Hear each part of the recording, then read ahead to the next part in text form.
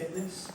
And 2 weeks ago we heard from Pastor Josh, who taught us about what God has to say about exercise, physical exercise, and what that can teach us about how to exercise in our life and in our faith, what that looks like. And last week we heard from Pastor Will about our diet and how we should be mindful, and the way that we should be mindful of what we consume.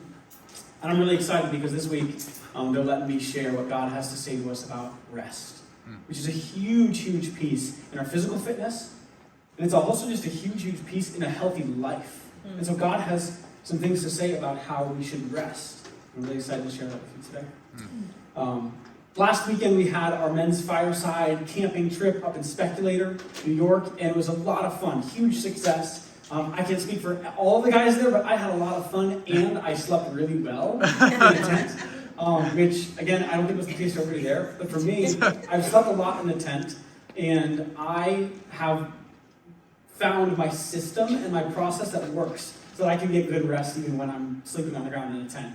Part of that's not that I'm actually sleeping on the ground. So what the system is I don't bring a small tent camping anymore. I learned that lesson years ago. I bring a big tent. I bring a 6-man tent. Even if I'm sleeping alone, which was the case last week, I slept alone in a 6-man tent, so that I can bring and fit my full-size cot. And to keep myself off the ground and comfortable, but the cot's not comfortable enough. So I also bring a 1/2-inch foam pad to put on top of the cot, and then I can bring my thick sleeping bag, my full-size comforter from home, and at least one full-size pillow from my bed at home too.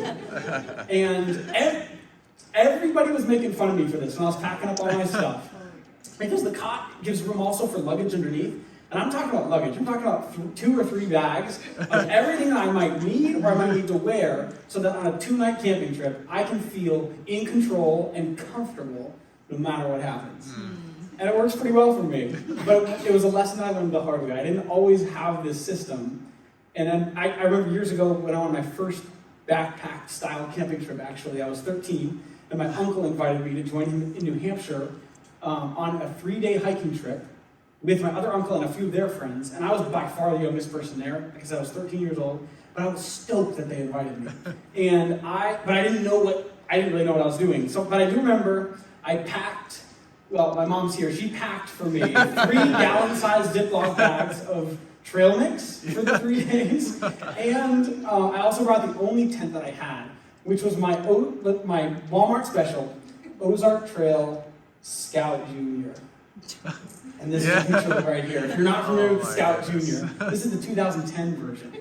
And I was ready to go. I was fired up. And the very first night of the trip, it downpoured. It rained pretty much all night long. And I learned that there are 3 significant design flaws to the Scout Junior. And I'm going to show those to you right now. So first off, I'm going to show you this. If you don't recognize this already, that's the rain fly for the tent. And if you know tents, you know that the rain fly for the tent usually kind of covers the whole tent. It's the main waterproofing layer. The tent body isn't designed to hold out water. That's what the rain fly is for. So what is this? Like, if you can't tell, that rain fly is like this big. I don't even know why they included it or who approved that on the design board, but that was the case, which makes problem 2 even worse. And that's that each of these seams between the fabric panels, they're not designed to be waterproof. So they're just sewn together and not sealed. And so the water runs to the seams and just comes in. Oh. And so that brings us to problem 3. Problem 3 is actually the only thing they did right with the tent, which is that this bottom layer here, the gray layer on the bottom, is the only thing that's made out of a waterproof, thick, like tarp.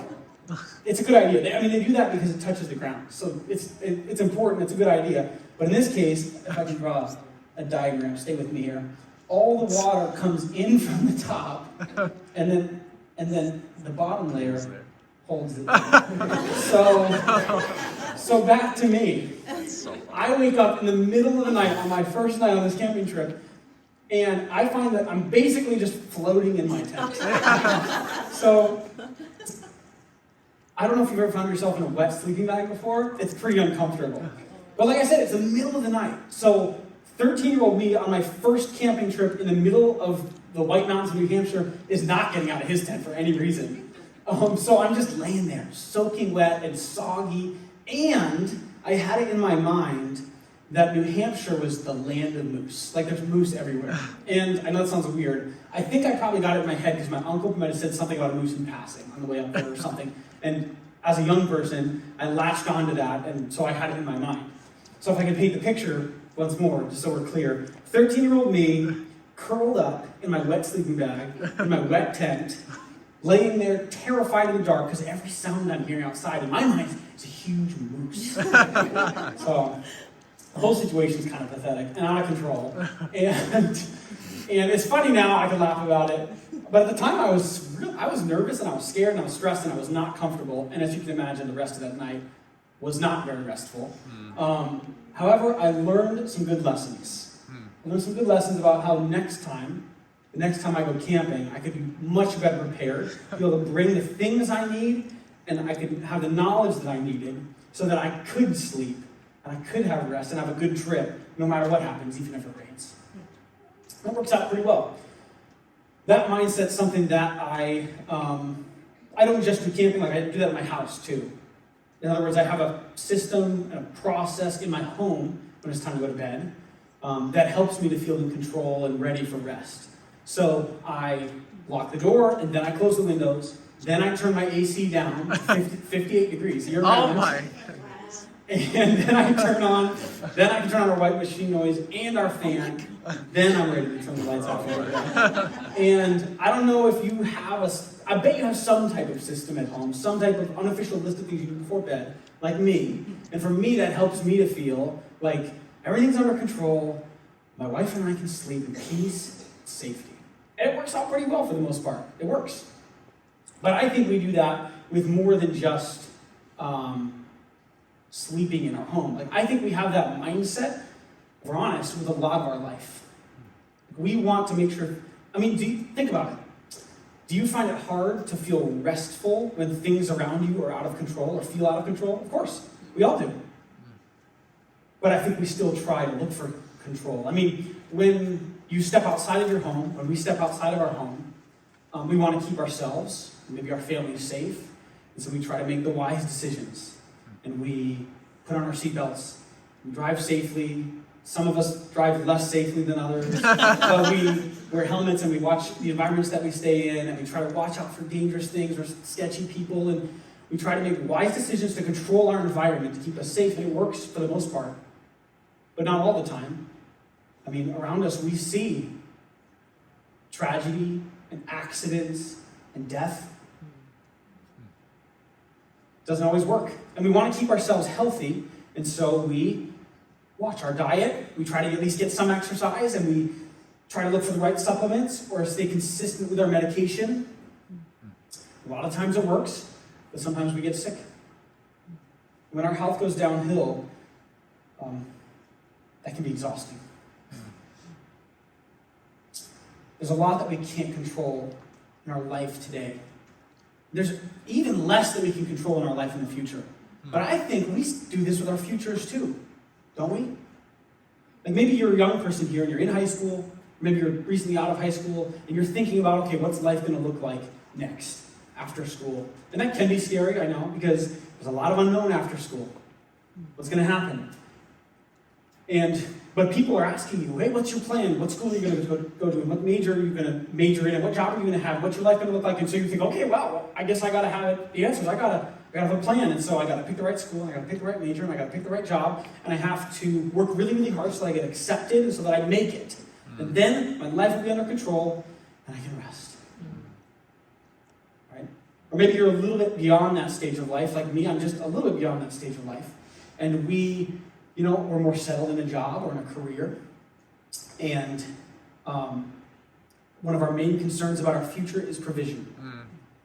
And so a lot of our mindsets, a lot of mine can be, okay, well, how do I organize my life to advance my career so that I can have enough money to support myself, so that I can have enough provision for my family, and if we have any extra, we want to save it so that we have enough money for tomorrow too, and with our savings, we want to invest that wisely into companies or gold or stocks or whatever, wisely, so that when I'm too old to work, I can rest, and I can still be in control.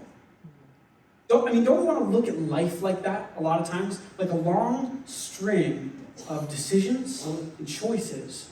And if we make those decisions just right, then it's like we have our hands firmly on the wheel, and we can steer our life where we want it to go, in good ways.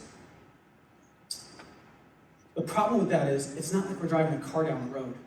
It's like we're riding a dirt bike in the woods, right? Like, a lot of the time it works out okay, and we can dodge the trees and look out for stuff flying at us and get to the place we're trying to go, but like, sometimes stuff flies out of nowhere, and there's nothing we can do about it. And stuff gets in our way, and there's nothing we can do about it.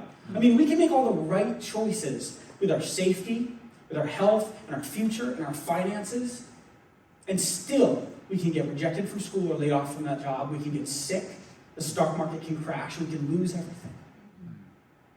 There's a lot in our life that we can't control today. But we look for rest on the other side of control.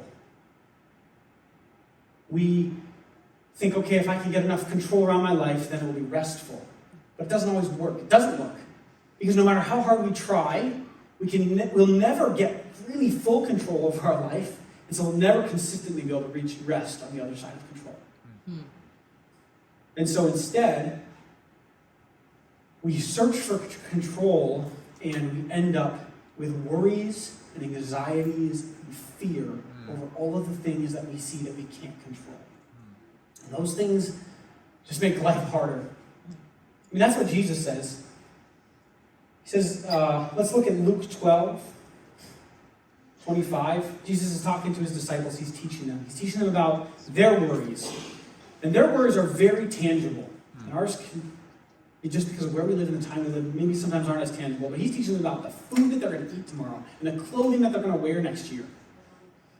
And he asks the question, can all of your worries add a single moment to your life? And I can kind of hear the disciples saying, well, no. He says, if worry can't accomplish a little thing like that, what is the use worrying over bigger things? He says, why are you worried? It doesn't help you. It doesn't accomplish anything. Being worried over the things that are outside of your control or in the future, it doesn't give you control. And it's not helpful. It just makes your life harder. It will make our life more difficult than it already is. But even if I understand, that's true, I get it. I think we can all understand that. Sure, it doesn't accomplish anything. But that's not really very helpful to me. How do I even do that? Because the things that we're worried about, these things that we have anxiety over, that we want to control, they matter to us a lot. I care a great deal about my health and my family's safety and my future and my job and my finances. These things matter to me. I care about them a lot. It's my life. And so when I see one of these things outside of my control, I can't help but feel a little bit nervous about that. And what do we do when we feel nervous about something? It makes us focus on that thing all the more. And once we're focused on it even more, it just feeds that nervousness, and it turns that into anxiety and fear. And so before we know it, we can end up in these spirals in life, little ones or big ones, where we're reaching for control in our life, and we're coming up with anxiety and fear. So what do? I mean, is rest possible? Can we have rest in this life? With so much out of our control, is it possible? No, it is not possible. Not by trying to control everything in our life. Jesus says that the only way, the only hope we have to have a restful life is by letting go of control, by giving it to Him and trusting Him with the control over our life. That's a good thing, because what He says, and what I'm going to show you, is that Jesus says, do this because you are valuable and I am able to take care of you. So trade your control for rest. Let's look at what He says. So this is just skipping to the verse before, the one we just read. And remember the context here, He's talking to His disciples about their very physical, tangible needs, which is the things that they're worried about. And He says, look at the ravens. They don't plant or harvest or store in barns, for God feeds them. And you are far more valuable to Him than birds. he says a couple verses down, look at the lilies, look at the flowers. Look at how they grow. They don't work or make their clothing, yet Solomon in all of his glory was not dressed as beautifully as they are. And if God cares so wonderfully for the flowers that are here today and thrown into the fire tomorrow, he will certainly care for you. Why do you have so little faith? Jesus says, look at the little things. Look around at the things that are delicate and temporary and needy. Look at how I take care of them. I mean, ravens, birds, they're needy. Like, they need to eat, and their little baby ravens need to eat just like we do. But what does he say? He says they don't plant or harvest or store in food in barns. They don't plan ahead. They don't save for their future or think about next year. They just leave their nest, I guess, every morning, and they look for food. I don't know where they find it, but I do know that God feeds them. He provides for them.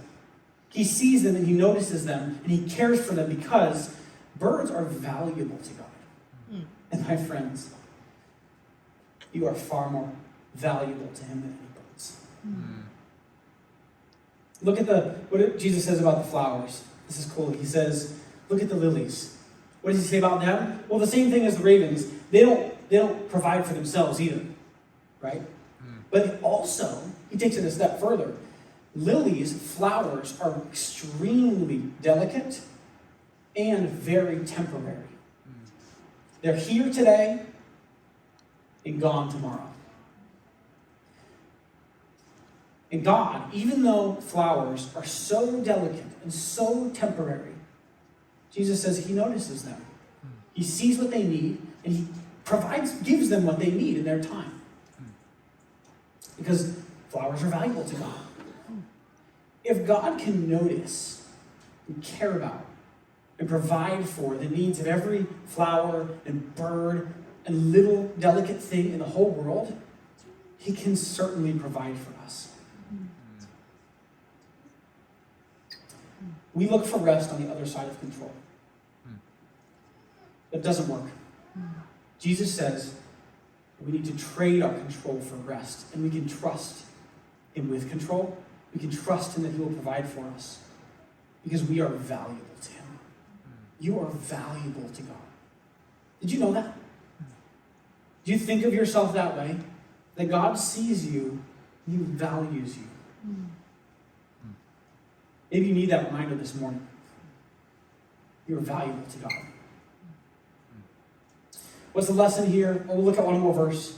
The next verse here, Jesus says, so, and don't be concerned about what to eat or drink.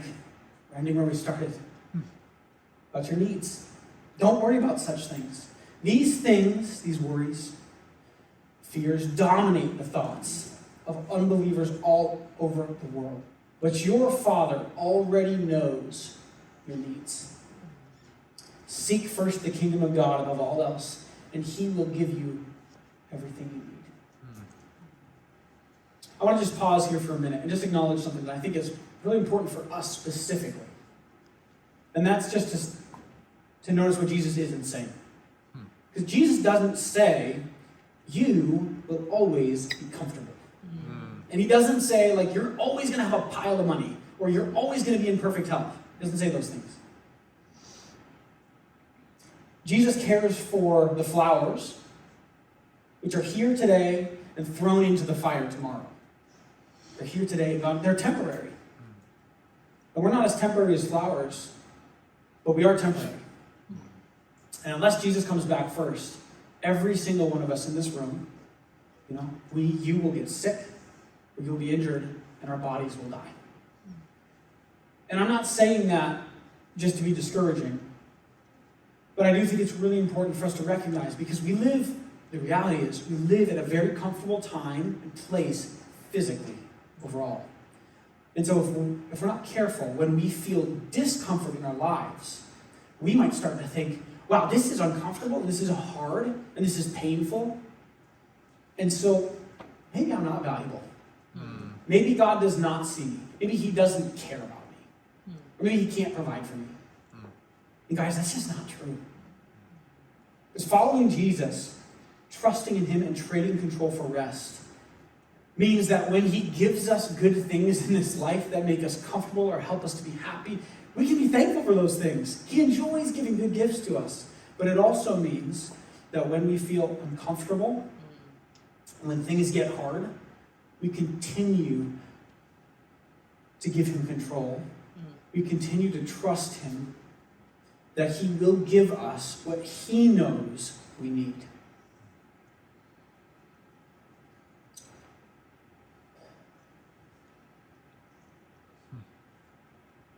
Jesus says, "You are valuable, and I am able. So trade control for rest." How do we do that? How can we do that? What does that look like? Well, it can look like a lot of different things, I think, because we're all very different in this room and we're going through different things.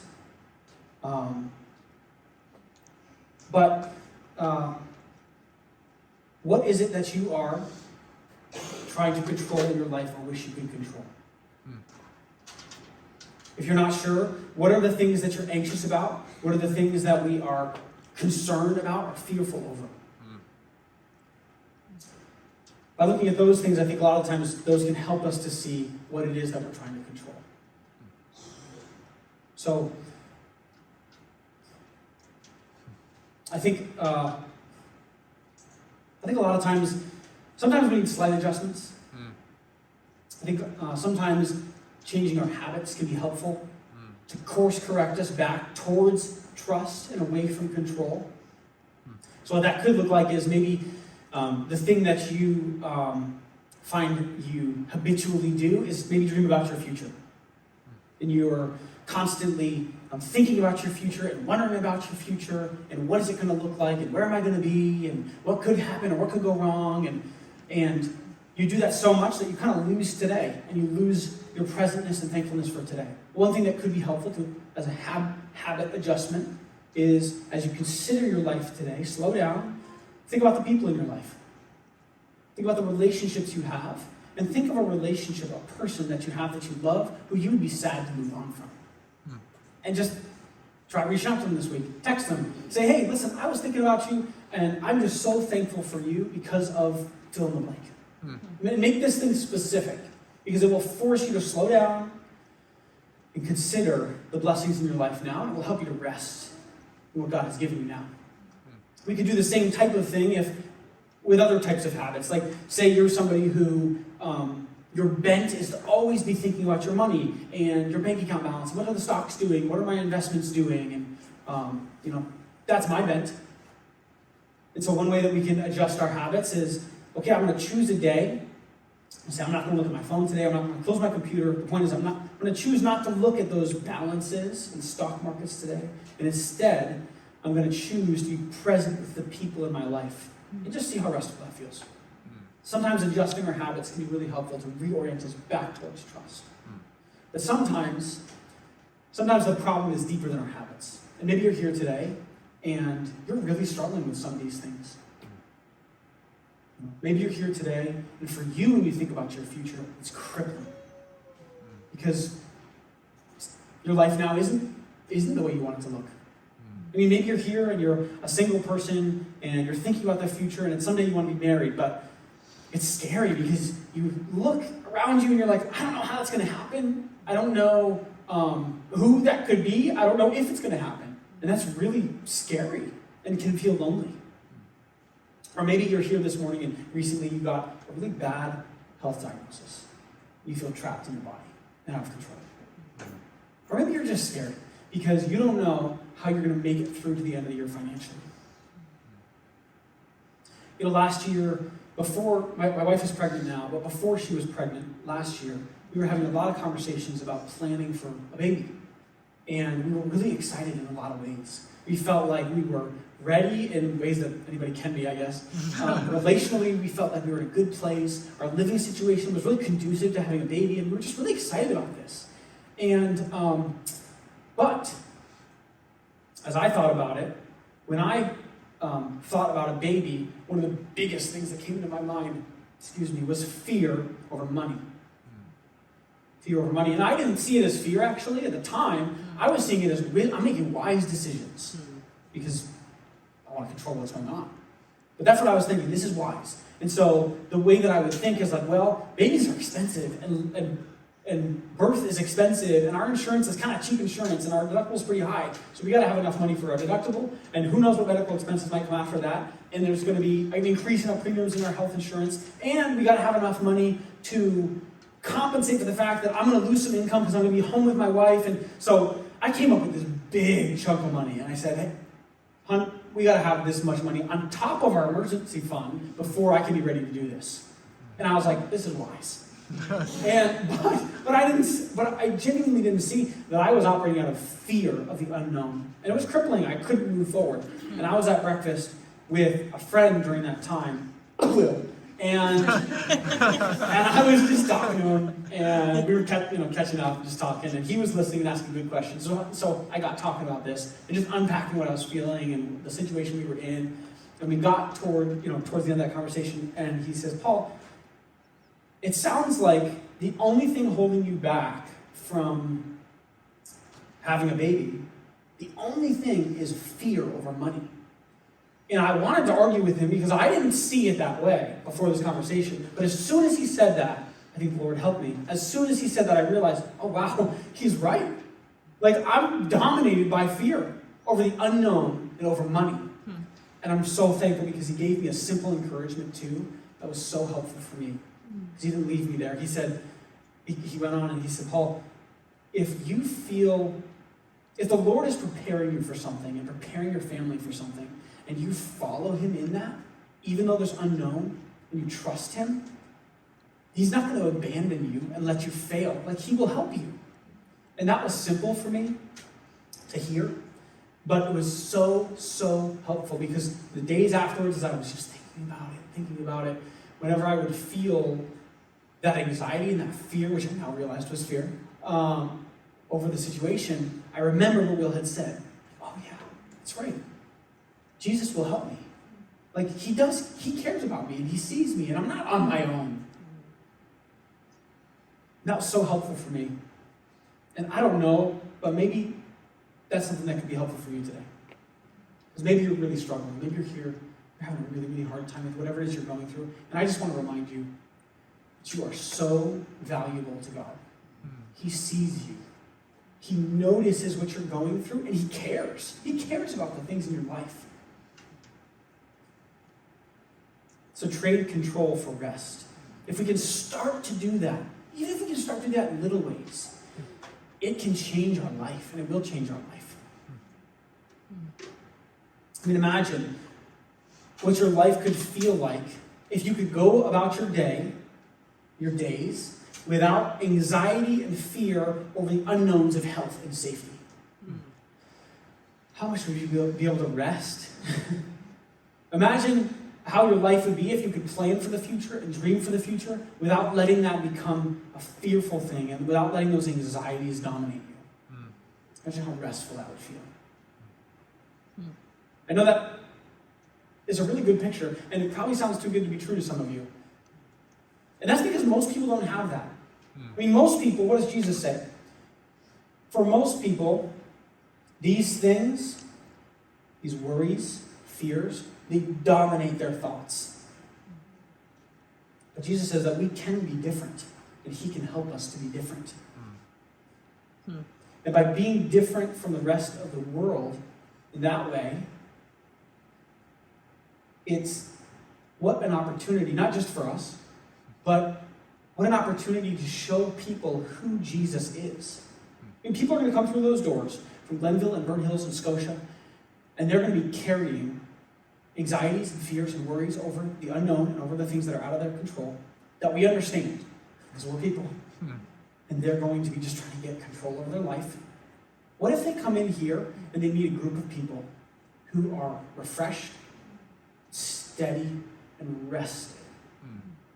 Not because our lives are put together perfectly, or because we have a ton of money, or because we're all in perfect health. No, we'll be able to tell them it's because even though life is out of control and we don't really have it all figured out, we know Jesus.